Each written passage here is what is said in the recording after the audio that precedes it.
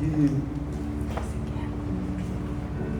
tem me chamado muita atenção, porque normalmente o que eu tenho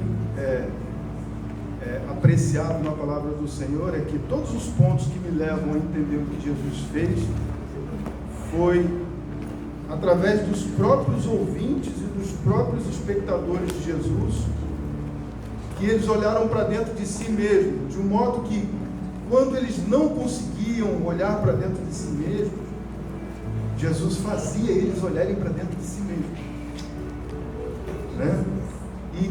E assim,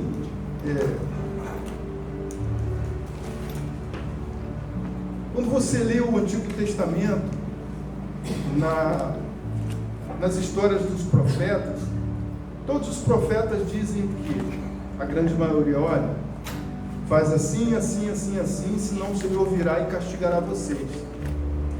E eles param, olham para dentro de si mesmos, buscam o conserto, e com base nesse conserto eles alcançam a vitória. Ou seja, todo o plano do reino de Deus é para fazer com que nós olhemos para nós mesmos.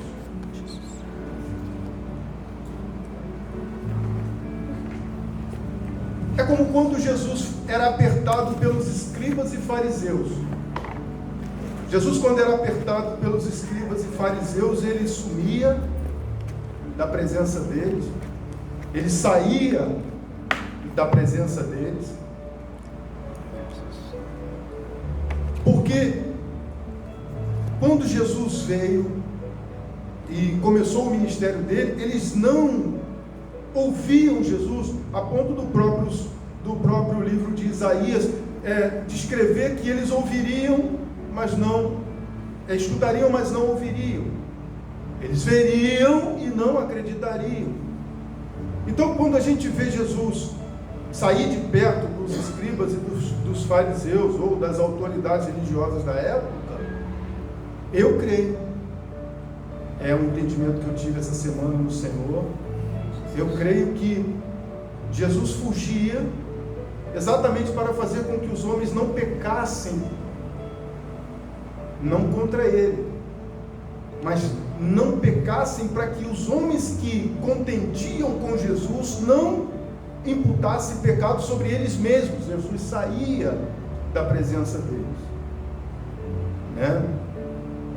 Como que eu vou passar para a igreja entender? É como se eu dissesse assim: eu estou fazendo algum de vocês pecarem? Eu tenho feito vocês falarem alguma coisa que está fazendo com que vocês pequem a meu respeito? Eu tenho esse tipo de comportamento? Eu tenho feito coisas que fazem com que vocês pequem quando pensam ao meu respeito? É basicamente isso que Jesus pensava. Então Jesus desaparecia, Jesus fugia da presença deles, porque também já estava predestinado e pré-anunciado pelos profetas que eles ouviriam e não entenderiam, ou seja, eles não aceitariam por causa dos seus conceitos formados, conceitos religiosos, que eram difíceis de ser quebrados. Porque os que aceitaram a Jesus, os que receberam Jesus gostoso no coração, foram aqueles que olharam para dentro de si mesmo.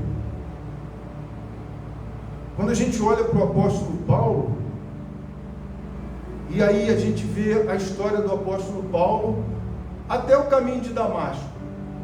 Quando ele chega no caminho de Damasco, ele cai do cavalo, ele vê uma luz, ele escuta a voz,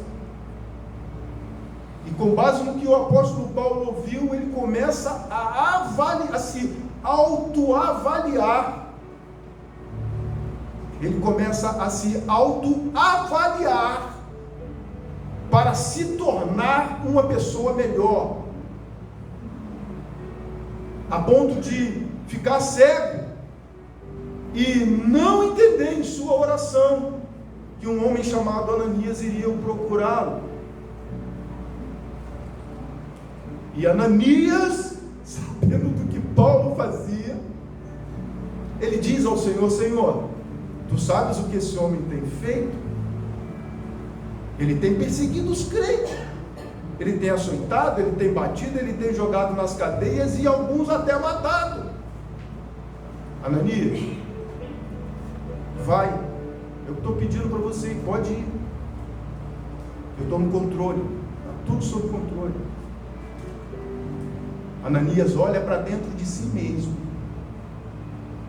e diz: se eu sou capaz de erguer um ministério aqui, no nome do Senhor, e pregar o nome do Senhor, e Ele mesmo vem me dizer para eu fazer isso, eu vou e faço.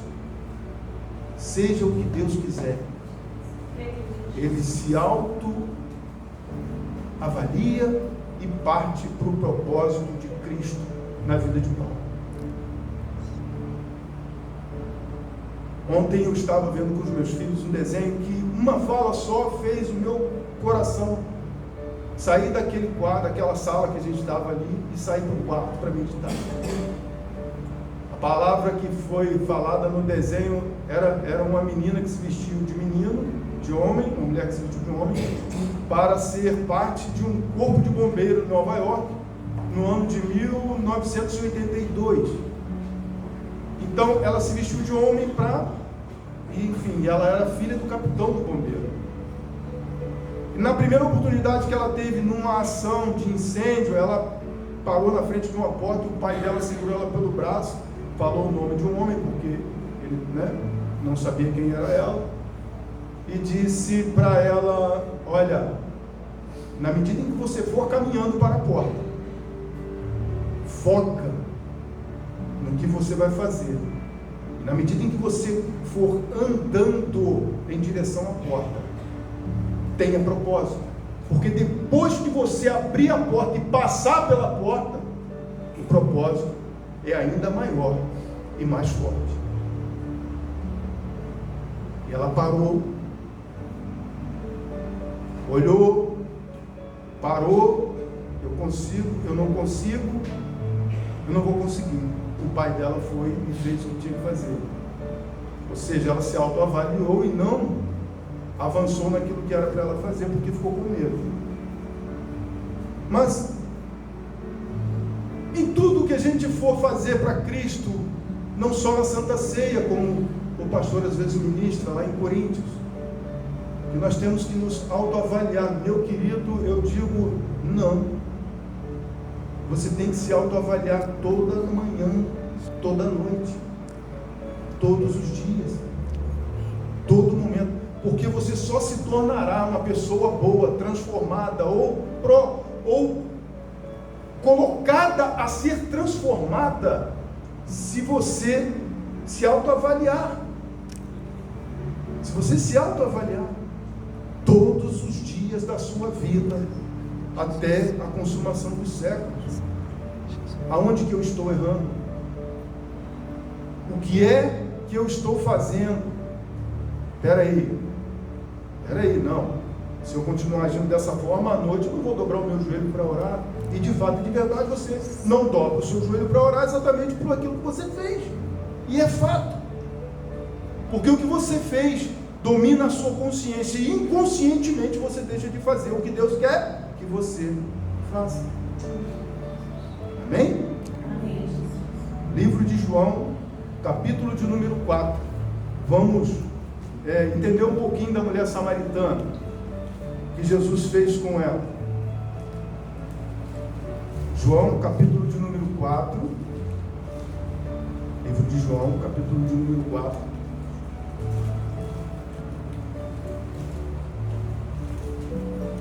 Eu lembro do irmão Ronaldo, quando sentava aqui, né? Saudoso, Deus, meu Deus do céu, aquele homem é poderoso demais. Ele sentava aqui com aquela perninha dele, com a muleta do lado, e ficava só o poder de Deus puro. Está na glória, já foi. Já passou dessa para... Oh, meu Deus do céu, meu Deus. Aleluia. Todos acharam? Amém. Então vamos lá.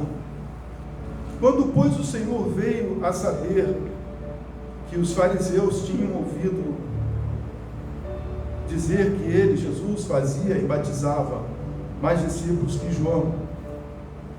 Se bem que Jesus mesmo não batizava, e sim os seus discípulos. Deixou a Judéia, retirando-se outra vez para a Galiléia. Mas era necessário atravessar por Samaria. Chegando, pois, a uma cidade samaritana, chamada Sicar, perto das terras de Jacó, perto das terras que Jacó dera a seu filho José, estava ali a fonte de Jacó. Cansado da viagem, assentou-se Jesus junto à fonte por volta da hora sexta. Nisto veio uma mulher samaritana tirar água. Disse-lhe Jesus: dá-me de beber. Os seus discípulos tinham ido à cidade para comprar alimento. Então lhe disse a mulher samaritana: como sendo tu judeus, pedes de beber a mim, que sou mulher samaritana? Abre aspas. Porque os judeus não se dão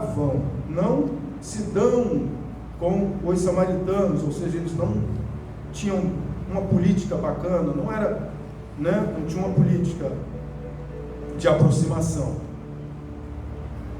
Replicou-lhe Jesus: se conheceras o dom de Deus, e quem é o que te pede, dá-me de beber, tu lhe pedirias e ele te daria água viva. Respondeu ela: Senhor, tu não tens com que tirar, e o poço é fundo. Onde, pois, tem água? Meu Deus! Onde, pois, tem água viva? És tu, porventura, maior do que Jacó, o nosso pai, que nos deu o poço do qual ele mesmo bebeu, e bem assim seus filhos e seu gado? Afirmou Jesus: quem beber dessa água tornará a ter sede. Aquele, porém, que beber da água que eu lhe der, nunca mais terá sede. Pelo contrário, a água que eu lhe der será naquele uma fonte a jorrar para a vida eterna.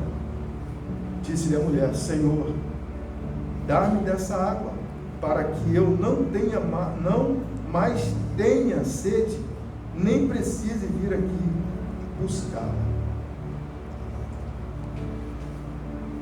Disse-lhe Jesus: vai, chama o teu marido e vem cá. Curve suas cabeças, em nome de Jesus. Amém. Amém.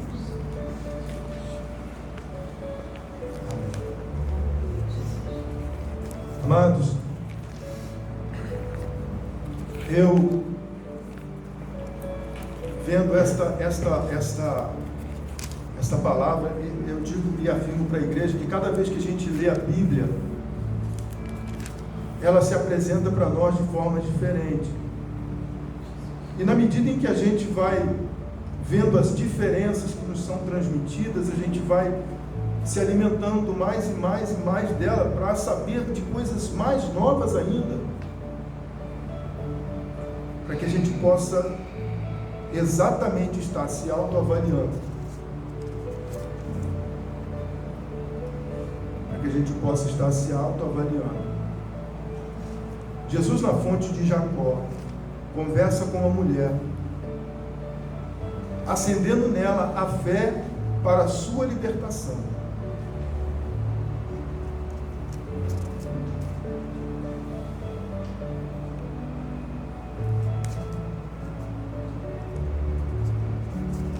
Versículo 7 diz assim: nisto veio uma mulher samaritana tirar água. Disse-lhe Jesus: dá-me de beber.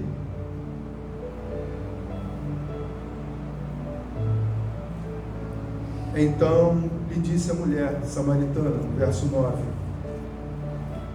como sendo tu judeu, pedes de beber a mim, que sou mulher samaritana?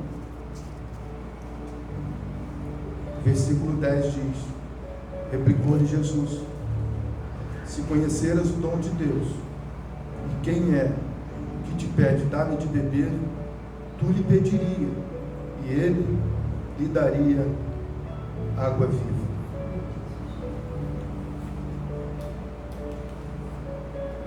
Aqui no versículo de número 10,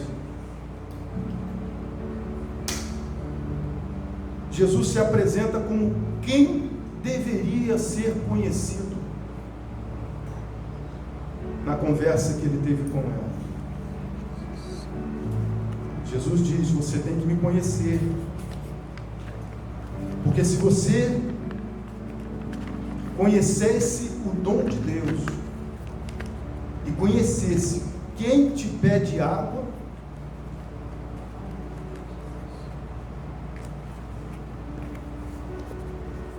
nós temos que buscar conhecimento de Cristo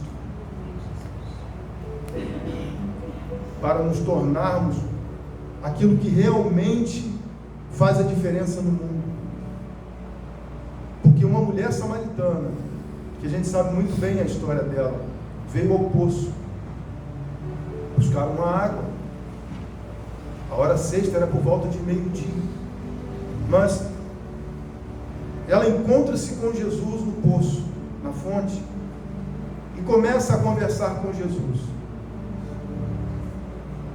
É fato que todas as vezes que Jesus se aproxima de alguém na Bíblia, ele já sabe com quem ele está falando. Isso é fato. É como quando nós percebemos que Jesus está se aproximando de nós e nós entendemos que ele já sabe o que nós temos que dizer para ele, para que ele nos retribua com a resposta que vai fazer eu pensar. Amém? Vamos lá. Replicou-lhe Jesus, no versículo 10: se conheceras o dom de Deus e quem é o que te pede, dá-me de beber. Se ela tivesse noção de com quem ela estivesse conversando, Jesus quer dizer aqui que ela disse assim, ó: tu lhe pedirias e ele te daria água viva.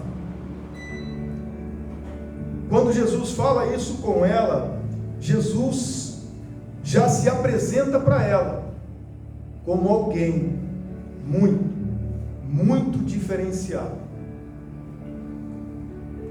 na fala dele. Se conheceras o dom de Deus e soubesse que se você pedisse água, ele te daria água. Vamos adiante. O verso de número 11 diz: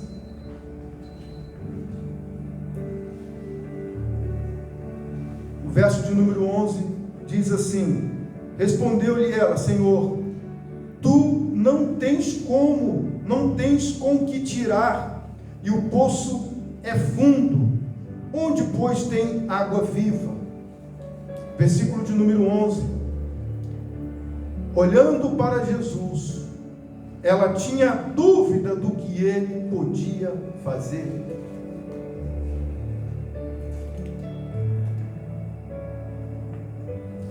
Em algumas circunstâncias da nossa vida, nós nos deparamos com essa mulher do poço. Não conhecemos Jesus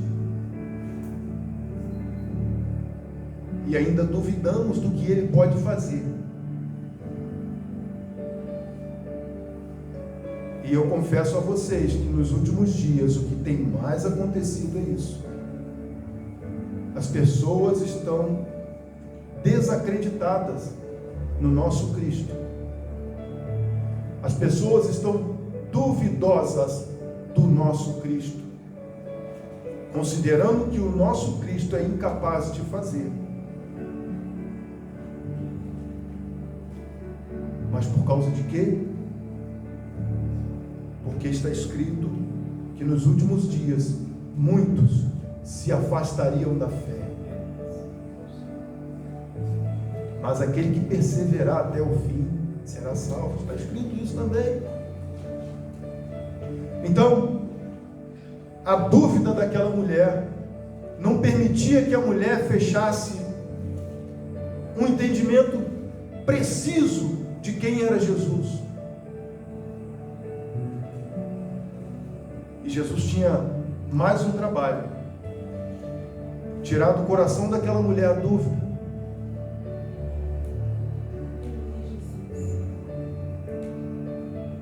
Olhando para Jesus, ela tinha dúvida do que ele podia fazer. Respondeu-lhe ela: Senhor, tu não tens com que tirar, e o poço é fundo. Aí tem aqui ponto e vírgula: onde, pois, tens a água viva? Ela olha para Jesus e... Peraí, Senhor, quem tem um caneco aqui sou eu, quem tem um balde sou eu. Da onde o Senhor vai tirar a água viva? Mas não sabia ela que o processo de tirar a água viva estava começando. Aleluia. Aleluia. O processo de arrancar a água viva do poço fundo já estava começando. Aleluia. Vocês estão entendendo o que vocês estão ouvindo? Vocês estão entendendo o que vocês estão ouvindo hoje? O processo de tirar água viva estava começando. Amém? Amém. Oh, aleluia. Aleluia. Louvado seja Deus. O versículo 12 diz assim: És tu, porém, maior que Jacó, o nosso pai, que nos deu o poço, do qual ele mesmo bebeu, e bem assim seus filhos e seu gado. Jesus vê mais dúvida ainda. Apesar, Alexandre, de ter apresentado para ela: olha, se souberas o dom de Deus, você conheceria quem está te pedindo água. E se você conhecesse quem está te pedindo água, você mesma pediria água e ele te daria água viva. E o processo continua.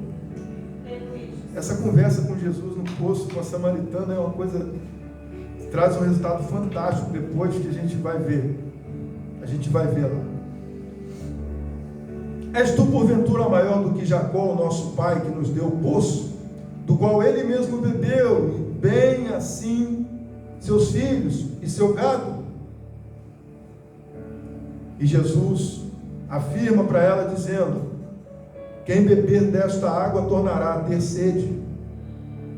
Aquele, porém, que beber da água que eu lhe der, nunca mais terá sede.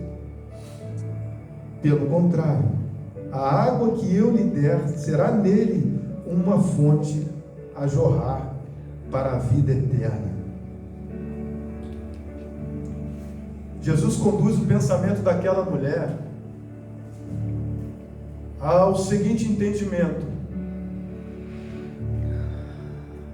se você deixar fluir de você essa água, eu transformo ela em água viva.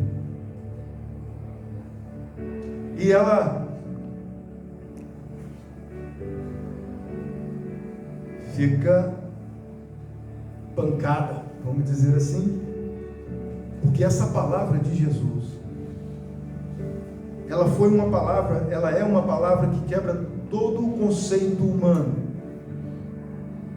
todo o pensamento.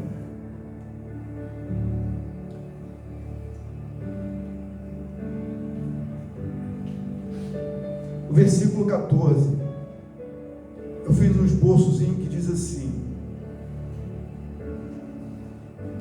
a palavra de Jesus já era mais forte, mais contundente, mais convincente, quebrando todos os conceitos, quebrando todo quebrando todos os conceitos, tudo o que ela sabia e soube até aquele dia.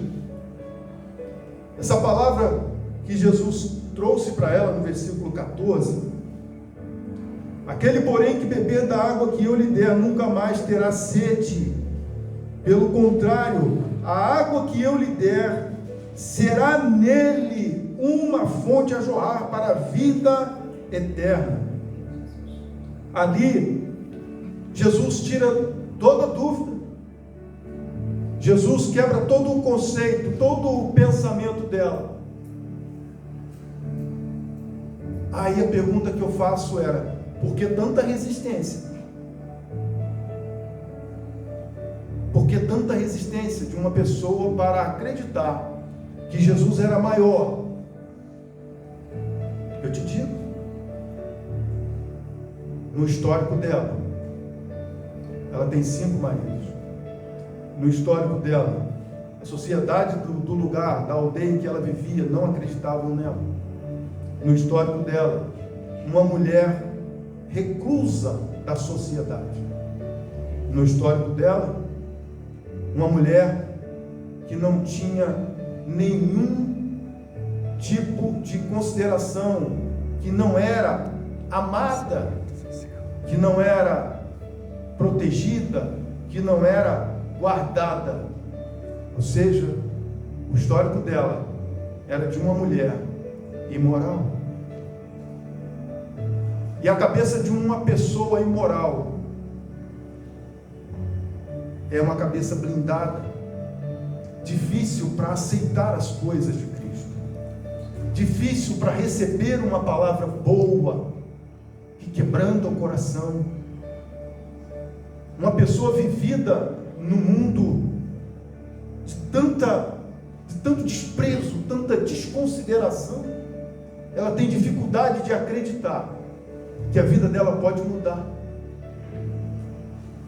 E aí Jesus vem com esta palavra e definitivamente toma essa mulher pela fé. Ele agride o inferno, ele ataca no ponto certo para quebrantar ela e tomar ela para o reino de Deus. Vamos lá? Verso 15 diz assim: disse-lhe a mulher: Senhor, dá-me dessa água, para que eu não mais tenha sede, nem precise vir aqui buscá-la. E aí Jesus chega no ponto certo. Jesus chega naquele lugar aonde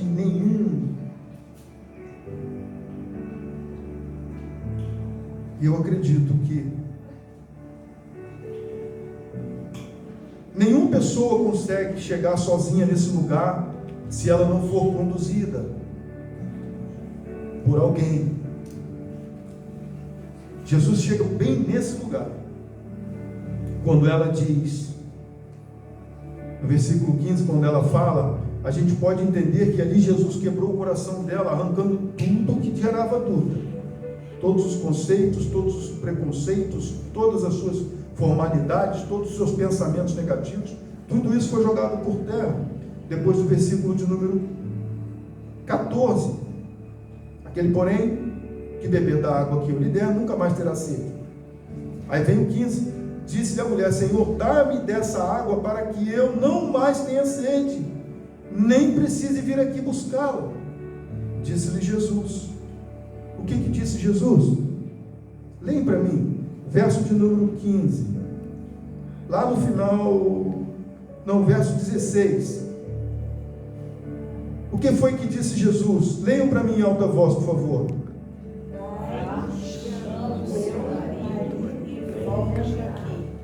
Olha só, Jesus aguçou nessa mulher a fé. O processo da água viva é exatamente esse. Jesus vem falando e ela vem rebatendo. Jesus vem falando e ela vem rebatendo, resistindo à palavra de Deus. É assim. Mas quando a gente chega no versículo do número 16, no versículo de número 15, que ela definitivamente entende que quem estava conversando com ela era um homem de Deus, ela diz: Senhor, dá-me dessa água. Eu quero essa água aí. Eu preciso dessa água. Jesus conduz ela a um lugar de conserto. Jesus conduz ela a um lugar de autoavaliação. Vai, chama o teu marido e vem cá. Aí ela levanta, larga a cumbuca, larga o balde.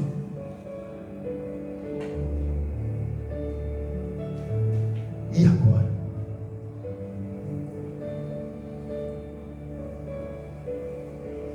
Ela olhou para dentro de si mesma. E agora?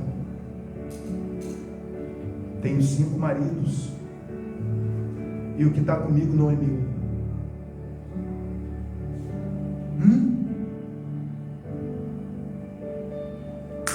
Processo da água viva. A água viva não é a que Jesus te dá. A água viva é a que você se transforma, é a que eu me transformo. Eu sou uma água viva a jorrar. Está escrito no verso de número 14. Verso de número... Quem é o que te pede água? Deixa eu ver aqui. Afirmou-lhe Jesus, no verso de número 13. Afirmou-lhe Jesus: quem beber desta água tornará a ter sede. Aquele, porém, 14 diz: aquele, porém, que beber da água que eu lhe der, nunca mais terá sede. Pelo contrário, a água que eu lhe der será nele uma fonte a jorrar para a vida eterna. Ou seja, ele vai transbordar até o fim dos seus dias. Ele será uma fonte a jorrar. Eu, José Luiz, serei uma fonte a jorrar. Jesus coloca ela nesse ponto em que ela tem que fazer uma autoavaliação para se tornar uma fonte a jorrar. Amém, igreja? Vocês estão entendendo isso? Vocês conseguiram entender? Eu consegui fazer vocês entenderem o processo da água viva, com que ela começa. A gente às vezes resiste às coisas que Deus tem para nós, exatamente no meio do processo. Alguns de nós abandonamos a oportunidade, outros não. Você quer ver um exemplo? O cego de Jericó, sentado à beira do caminho. Quando ele escuta o trollar dos homens, quem está vindo aí? Quem está vindo aí? Jesus. Jesus, filho de Davi. É meu. Está escrito que ele vai vir. Então, aí, oportunidade. Jesus, filho de Davi. Jesus, filho de Davi. Jesus, para. O que é isso, cara? Só está todo mundo gritando. Não, mas tem um cara gritando diferente aí. Vamos lá ver. Chega lá, era ele. Bartimeu. Certo? Rapaz, o que você quer que eu te faça? Que eu torne a ver. Cara, vai ver de novo. E viu. E diz a Bíblia que ele seguiu pelo caminho junto com o Senhor.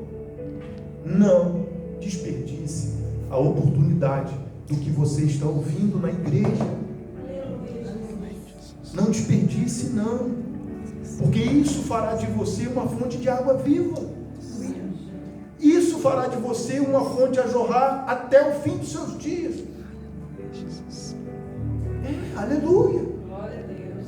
Aleluia. Olhe para frente. Propósito. Zica. Bora. olhe para trás, não. Se transforme numa fonte a jorrar.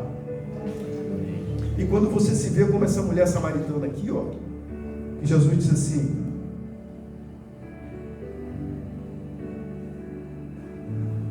disse-lhe Jesus, vai, chama o teu marido e vem cá. Ao que lhe respondeu a mulher, não tenho marido. Replicou-lhe Jesus, bem dissestes, não tenho marido, porque 5 maridos já tiveste. E esse que agora tens não é teu marido. Isto disseste com verdade. Ou seja, Jesus colocou ela e teve a certeza absoluta de que o que ele passou para ela transformou o coração dela. Porque a primeira coisa que a gente faz quando conhece, quando reconhece, quando nós reconhecemos os nossos erros e a partir desse reconhecimento transformamos a nossa vida, mudança de comportamento, mudança de atitude para uma coisa boa. É isso que acontece. A primeira coisa que sai da nossa boca é a verdade.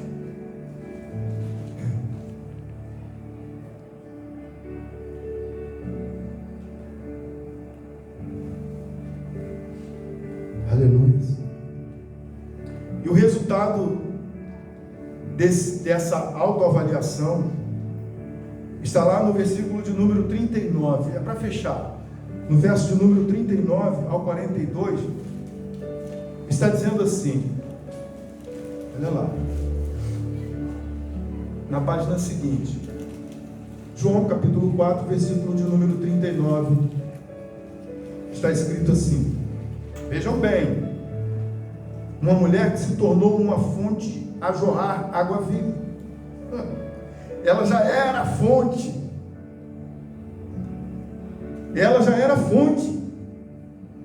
o processo já estava consumado, vamos dizer assim, o processo já estava consumado. O versículo 39 diz assim, muitos samaritanos daquela cidade creram,